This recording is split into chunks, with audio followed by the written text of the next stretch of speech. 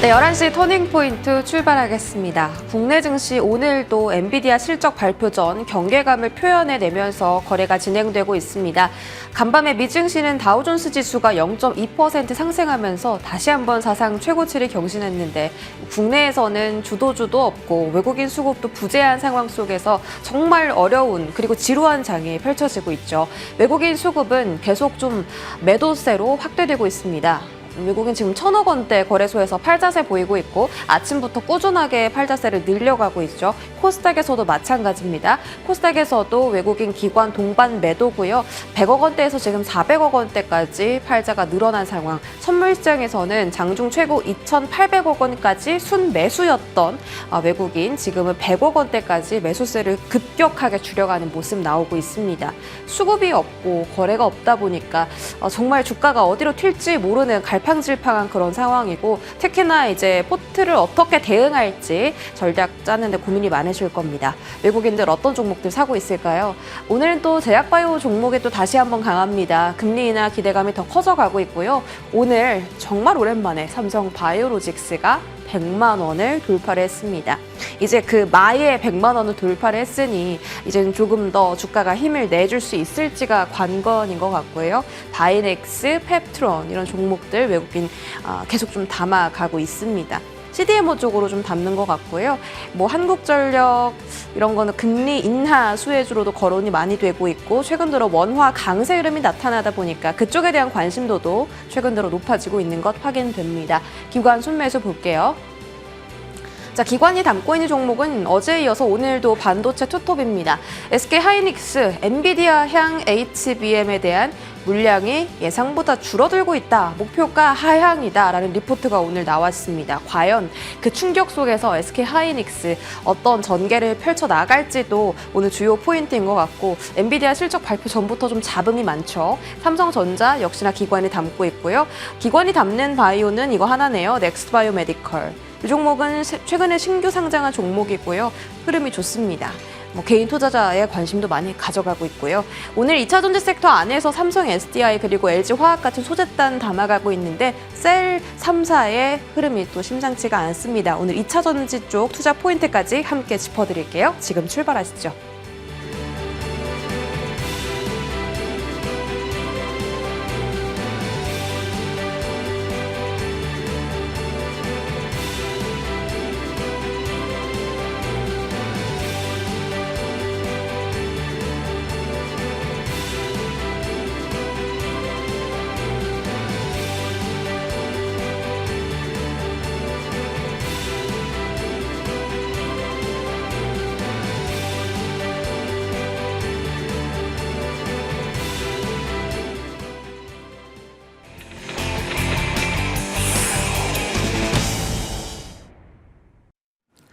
네, 오늘장 탑10은 IM투자증권 신사업 추진팀 이화진 과장 모셨습니다. 어서 오세요. 네, 안녕하세요. 네, 과장님 반갑습니다. 네. 오늘 뭐 탑10 종목 보면 네. 좀 움직임이 다 보합권 안에서 이제 등락을 보이는데요. 삼성전자, 한국전력은 까만색이고 올라가는 종목이 대부분 다 바이오입니다. 삼성 SDI 제외하고 다 바이오 종목이잖아요. 바이오 열어볼게요. 자, 일단 어제 뭐 유한양행 흐름 좋았고 삼성 바이오로직스가 오늘 100만 원 돌파했고 최근 들어 CDMO, 뭐 기술 플랫폼 또 뭐 있죠? 바이오시밀러, 뭐 항암제, 치료제 다 관심 높아지고 있습니다. 삼성 바이오로직스 100만 원 이거 돌파한 거는 앞으로 좀 더 달려가겠다 이런 신호예요?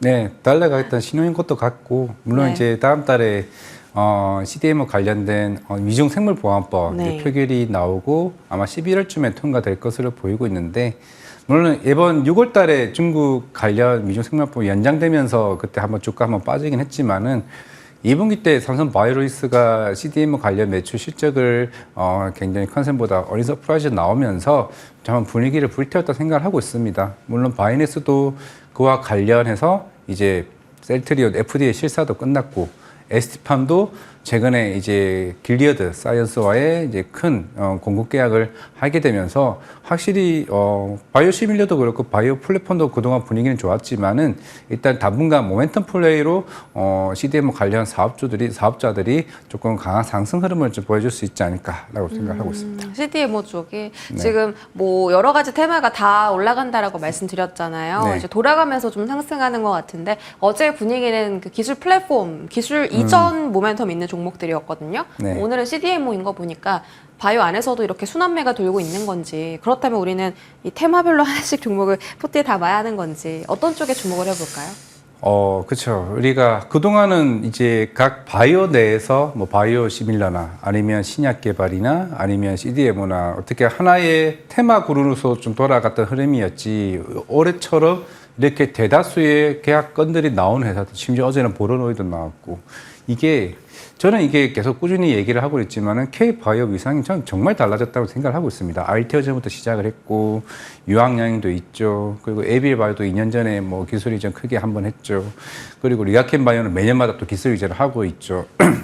물론 이제 HLB도 조만간 FDA 재승인을 할 것으로 보이고는 있지만은 그만큼 해외에서 보는 우리나라 이제 K-바이오 업체들에 대한 기술력이나 이런 측면이 아니면 임상에 대한 파이프라인이 그만큼 주목을 받고 있다고 생각하고 있습니다. 우리가 항상 뭐 JP모건 헬스케어, 에스모, 아스코 항상 가면은 사실 몇 년간은 뭐 별다른 소식이 없긴 했지만은 이런 모멘텀 플레이가 JP모건 헬스케어부터 그리고 아스코에서 특히 아비반타마 SC 그리고 레저팀 워낙 데이터가 잘 나오다 보니까 이제 그런 측면에서 좀 주목을 받고 있지 않나라고 생각하고 있습니다.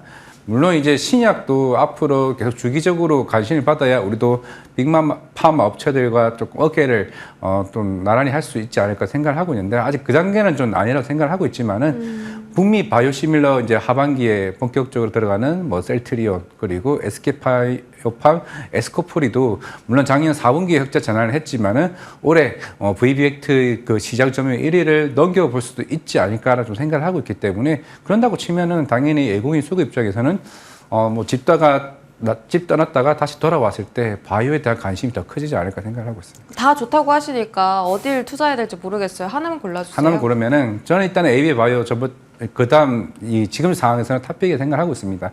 알테오젠은 그 이용순위에 좀 말씀을 드리겠고 다음 달에 에스버가 열립니다. 지금 이제 유럽 종량학회이죠.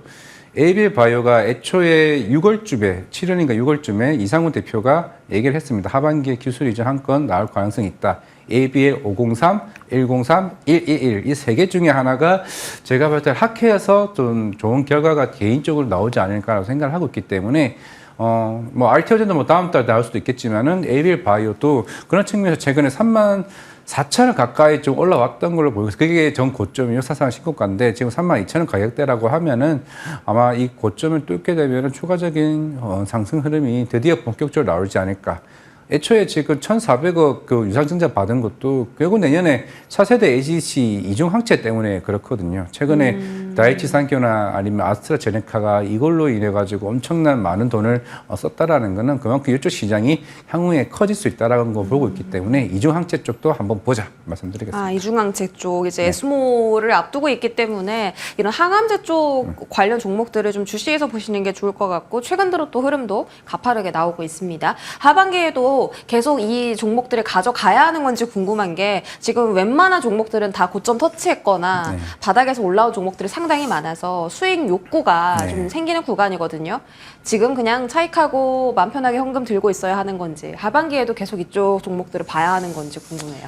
만약에 CD모터 말씀드리면은 삼성 바이오로이스는 3분기 실적 한 번 더 숫자를 검증할 필요는 있습니다. 그렇게 되면 CDMO는 더 추가적이 갈 거고, 그리고 셀트리온도 2분기는 진펜테라 뭐 20억밖에 안 나왔습니다. 3분기 때부터 아니면 4분기 때부터 북미 쪽 매출이 얼마만큼 올라오냐에 따라서 바이오 시밀러도 굉장히 중요할 거라 보고 있고, 그리고 뭐 유황행은 애초에 로열티 얘기를 계속 나왔었기 때문에 과연 내년부터 본격적으로 그 넥나자 관련 로열티를 3천억, 4천억씩 받을 수 있는지 여부가 중요하기는 한데, 물론 제일 중요한 건 아까 에빌 바이오 기술이죠. 그리고 알테오젠이 다음 달 키트루다 SC 임상 상상이 마무리되거나 그 이전에 ADC SC 관련해서 추석 전후로 나올 가능성이 있다고 생각을 하고 있습니다. 그러면은 과연 그때 알테오젠이 급등이 나온 이후에 우리나라 바이오, 그러면 분명히 넥스트 알테오젠은 계속 시장에서는 뭐 생각을 하고 있다라고 생각하고 있기 때문에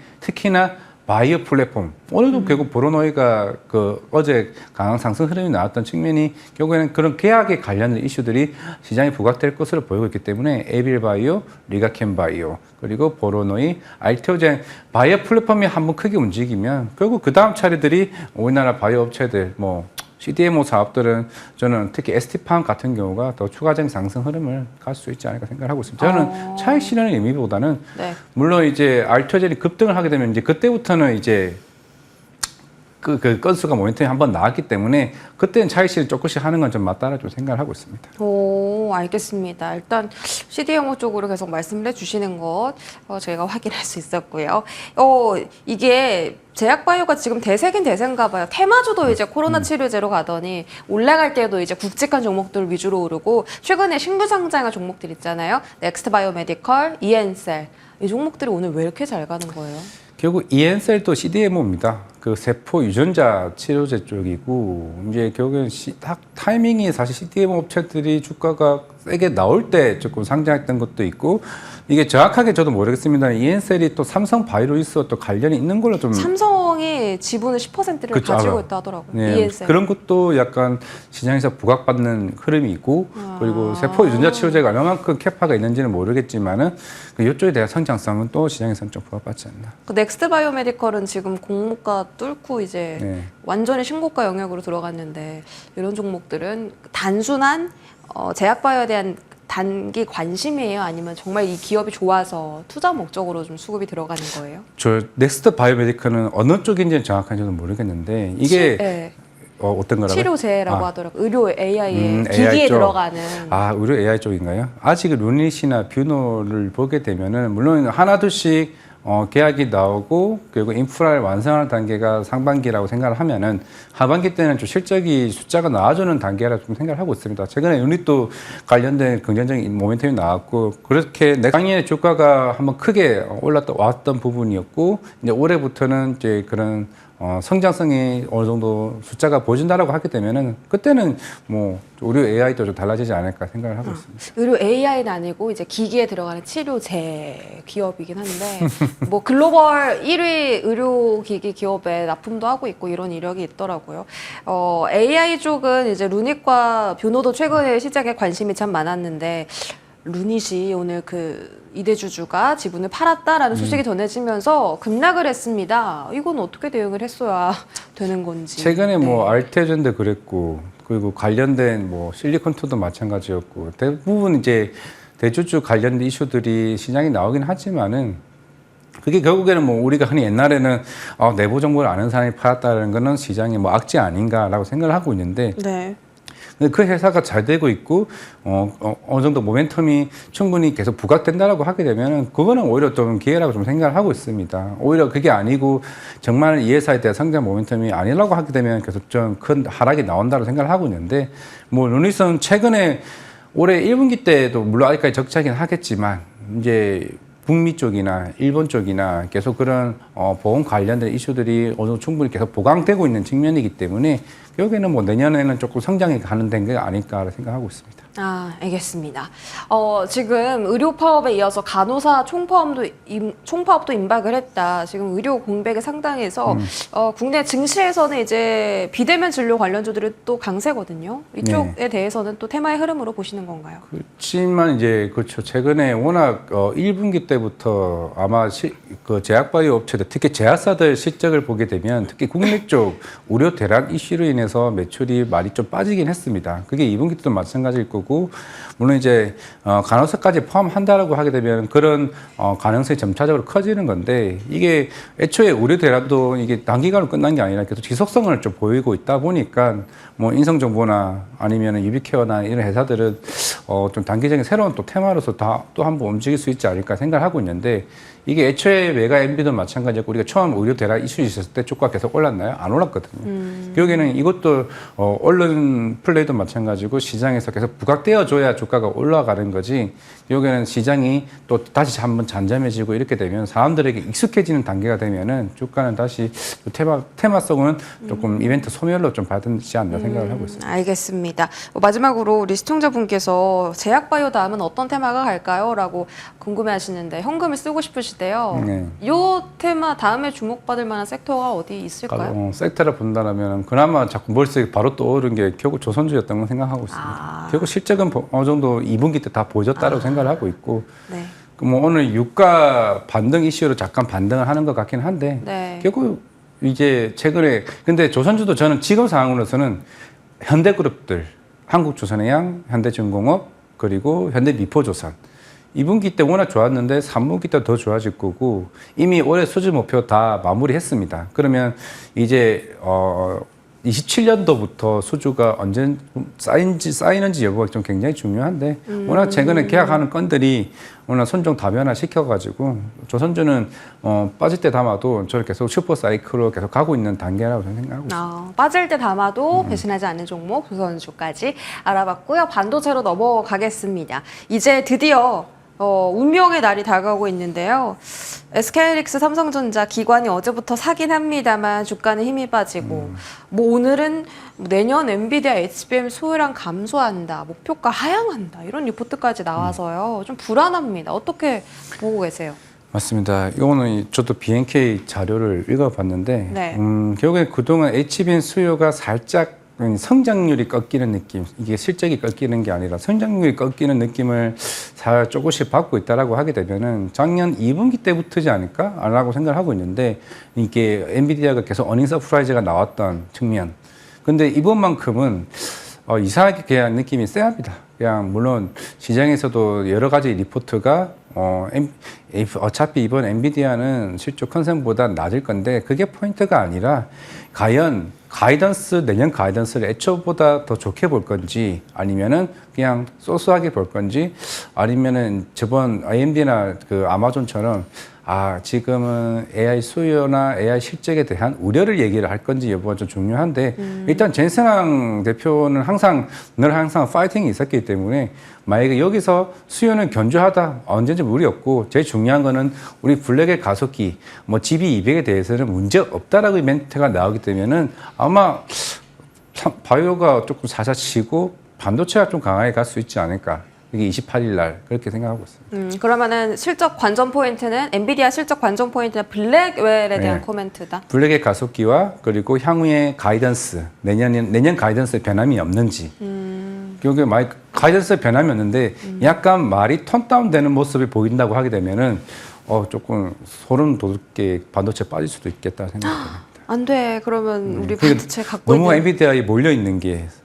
근데 그런 말도 있거든요. 엔비디아를 사고 싶어서 이제 기다리고 있는 매수 대기자들이 너무 많아서 엔비디아가 혹시 실적 쇼크로 떨어지더라도 이게 매수 대기자들이 몰리면서 다시 좀 주가가 방어가 되지 않을까. 이런 관점은 어떻게 보세요?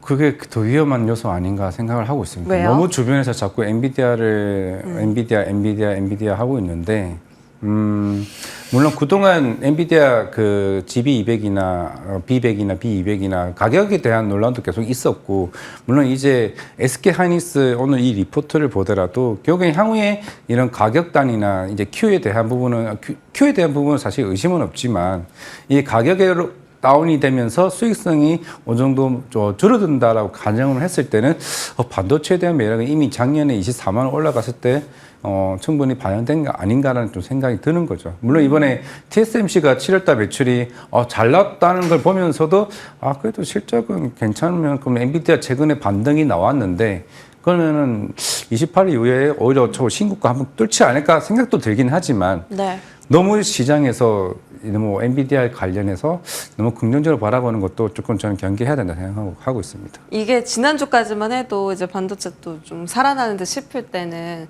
다들 뭐 괜찮다고 하시더니 이스페타시수 10만 원은 그러면 이제 포기해야 돼요? 포기라기보다는 이게 뭐 중장기적으로 봐야 되는 거냐. 물론 이제 실적은 이분기 잘 나왔잖아요. 그럼 3분기도 뭐 계속 꾸준히 캐파에 대한 문제도 없고 아니면 애초에 쇼티지 이슈가 계속 크게 가동률이 계속 100% 이상 나오게 된다라고 하게 되면은 뭐 주가는 언제든지 갈 수 있다고 생각하고 있습니다. 네, 알겠습니다. 그게 언제일까요? 글쎄요. 그만할까요? 아니. 뭐 하반기나 뭐 내년 초쯤 되지 않을까요? 일단 실적에 대한 산을 넘어야겠고 블랙의 코멘트가 좀 잘 나와야 될 텐데 로드맵을 어떻게 그리느냐가 좀 굉장히 중요하다라고 하더라고요. 삼성전자는 만약에 SK하이닉스는 좀 타격을 받는다 치더라도 삼성전자는 덜 타격받지 않을까요? 그래서 저 삼성전자는 그래도 그나마 괜찮아요? 애국인 수급도 양호하고 단순히 강도만 약할 뿐이지 라고 생각하고 있습니다. 알겠습니다. 그럼 삼성 밸류체인 따는 괜찮아요?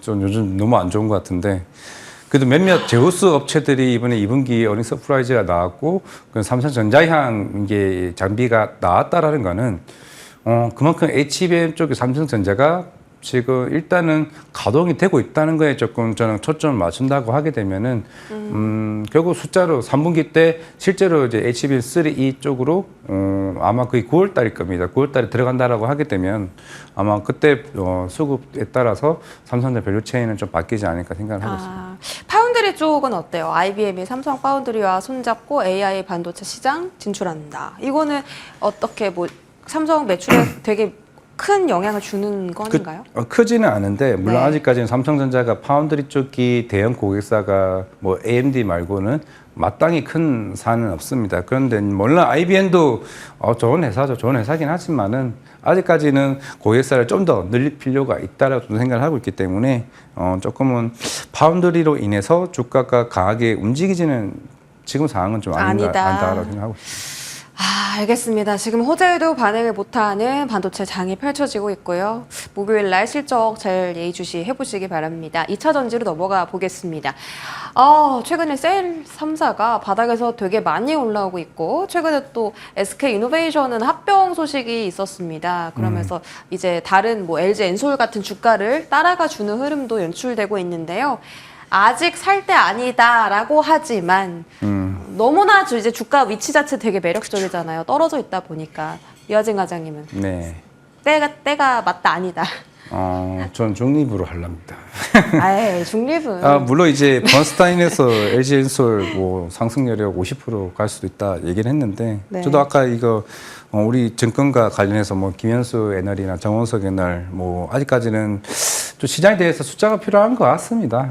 뭐 최근에 독일차, 유럽에서 프랑스, 영국 대부분 아직까지는 전기차 판매가 빨리 올라오고는 있지는 않고 북미 쪽도 지금 그나마 우리나라는 칩 투율이 한 10%까지 올라온 것 같은데 결국에는 실적이겠죠. 실적이 시장에서 얘기하고 있는 게 자동차가 감소됐다. 뭐 이거라기보다는 판매량이 나와도 아직 배터리와 양극재의 마진 자체가 이게 수익성이 확대가 되는 건가라는 좀 생각이 드는 상황입니다. 뭐 조지아 공장도 지금 뭐 환경 검토 얘기 나오고 있지만은 실제적으로 SK온도 현대차 밸류체인 단이기 때문에 미국에서 이제 출하되는 자동차에 따른 SK온의 실적에 대한 기대감이 아직까지는 그 역마진 수준 차이기 때문에 지금 당장 많이 판다고 해서 수익성이 올라가는 건 아니기 때문에 네. 조금은 이제 업황이 좋아지고 가격이 올라가줘야 전기차 호황이 좀 올 수 있지 않을까라고 생각을 하고 있는데 물론 그렇다고 해서 저희는 LG 에너지솔루션 외국에 한 11년 산 거는 굉장히 의아한 측면이긴 합니다. 이거를 뭐 쇼커버링으로 받아들여야 되는 건지 아니면 바닥을 어느 정도 확인을 시켜주는 작업인지라고 생각을 하고 있는데 더 이상 빠질 건 아니라고 생각하고 있습니다. 그 31만 원대가 LG엔솔이 그 최저점인데 그러면은 이제 이 가격 30만 원대는 유지할 거로 보이는데 40만 원을 가기 위해서는 당연히 저는 월간 데이터라든지 아니면 최근에 이툰 가격 반등이 새롭게 다시 나온다든지라는 게 나와줘야 되는데 일단은 뭐 8월 끝나고 다음 주겠죠. 9월 초에 이제 전기차 판매 데이터가 나옴에 따라서 그때 분위기를 한번 보고 가도 늦지는 않다라고 생각하고 있습니다. 네, 지금의 상승의 의미를 분석하기에는 약간 더 재료가 필요하다라는 네. 말씀해 주셨고 LG 엔솔이 8월 한 달 동안 20% 넘게 상승을 했습니다. 오늘의 삼성 SDI, SK 이노도 같이 오르는데 다음 주자는 외국인 수급이 이쪽으로 들어갈 거다라는 네. 이야기 있던데 그렇게 보세요? 저는 그나마 배터리 중에서는 삼성 SDI 쪽으로 좀 보고 있고 결국 향후에 전고체 생산을 빨리 할 수 있는 회사가 삼성 SDI이기 때문에 사실 지금의 나는 저는 배터리 경쟁력보다 차후에 나올 전고체 시장에서의 경쟁력을 오히려 더 큰 점수를 보고 있기 때문에 저는 삼성 SDI 말씀드리겠습니다. 그러면 실적과 상관없이 미국 IRA 수혜 그 FEOC 해외 우려 기업으로 이제 지정이 돼서 그 전해 관련 종목들이 되게 잘 갔었잖아요. 올 네. 초반에. 그런 종목들은 실적 계속 좀 좋아질 거라던데. 엔캠 같은 종목은요? 근데 엔캠 같은 종목은 실적은 좋아지는 건 맞는데 실적이 좋아지기를 주가가 먼저 가버려가지고 여기에 결국에는 괴리가 있다고 생각을 하고 있습니다. 결국에는 수급에 따른 움직임이지 실적의 의미보다는 이미 주가에 이미 충분히 전 녹아 있다 생각합니다. 알겠습니다. 2차전지 이야기까지 나눠봤고요. IM투자증권 이화진 과장과 시간 나눠봤습니다. 고맙습니다. 감사합니다.